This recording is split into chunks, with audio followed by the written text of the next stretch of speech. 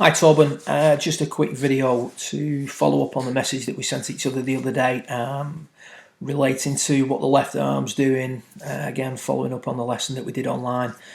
Andy's a social golfer. He's been playing for about 2 years. He's made really good progress with his swing. However, he was explaining that prior to this session that he was really struggling with his consistency. He would have days where he was really good, other days were, and it could be the very next day where he looked like he'd never had a club in his hand before. But then when he'd film his swing or when he'd ask his friends to sort of comment on his swing, he wasn't really seeing anything different. They weren't seeing anything different. And by and large, it was a sequencing issue. So one of the things that I've been trying to encourage Andy to do has been to tidy up where he is at P6. So when the shaft's parallel with the ground, we're seeing too much of a gap here between the right elbow and the torso. And as per as per your online lesson, I was explaining that. Let's get rid of that one. I was explaining that for this area to tidy up, so for this elbow to get into the side more, what we needed to do was accelerate where the left arm was at P6. So as the left arm goes from here, so accumulator 4, left arm goes from here to here, that's going to pull the right elbow in. It's also going to help with that sort of that lag look that a lot of golfers desire as well. So this exercise is to speed up accumulator 4 and sort of get the elbow a little bit more into the side and lower and advance the shaft a little bit at P6. So this swing on the right is the very next swing, so there's not a lot of gap, or there isn't a gap between these two swings. And he didn't strike the ball perfectly every time when he did this, but he started to change his picture, and then once he got the picture changed and he could see the differences and he got a feel for what he was doing, he then started to strike the ball pretty well doing this drill. The drill requires Andy to swing to the top of the backswing and stop. Now, in your case, what this will allow you to do is get a better feel for where accumulator 4 is at P4. One of the things you tend to do is get the left arm way around here. Now, when you swing to the top and stop, you won't be able to hold that position. So it will allow you to be able to put accumulator 4 in a slightly short position, as per our discussion. And then once he got to the top and stop, he had to stop for 3 seconds. So he held that position for a count of 3. And then I asked him to swing down and hit the ball. So this is one swing removed from the swing that you've seen on the left-hand side.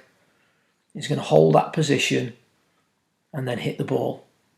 I haven't asked him to do anything different with the left arm at this stage. I haven't asked him to do anything different with the wrists or the right arm at this stage.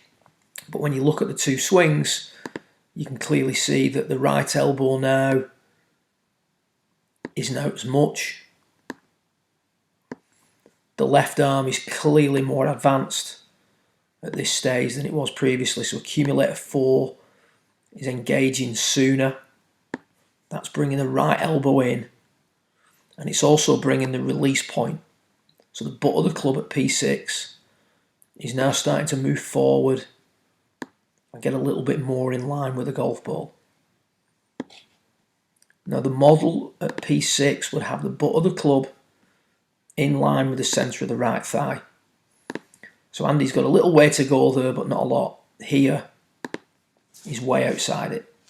And that's one of the reasons why he was experiencing low point issues, path issues, depending on what mood he was in, how good his timing was, etc, etc.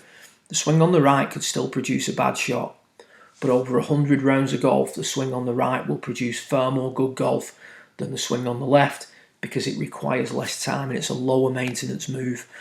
If we take these two swings back just a little bit further, at P5 you can see that the shaft angle isn't getting thrown away quite as fast.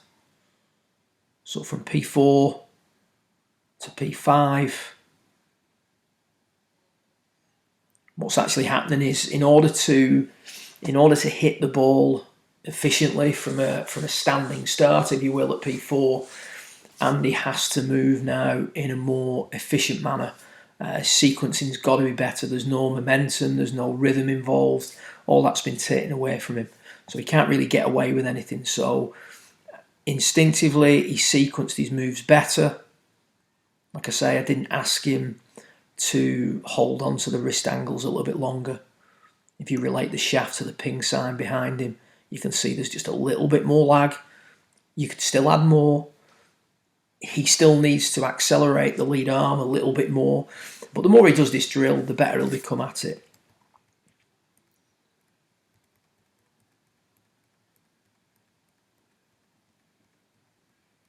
Much tighter radius. Handle much more advanced.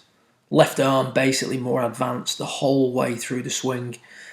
You can see how much sooner, even from a standing start, the club gets back to the ball. Everything's more forward at P7. So just a nice drill. Swing to the top and stop.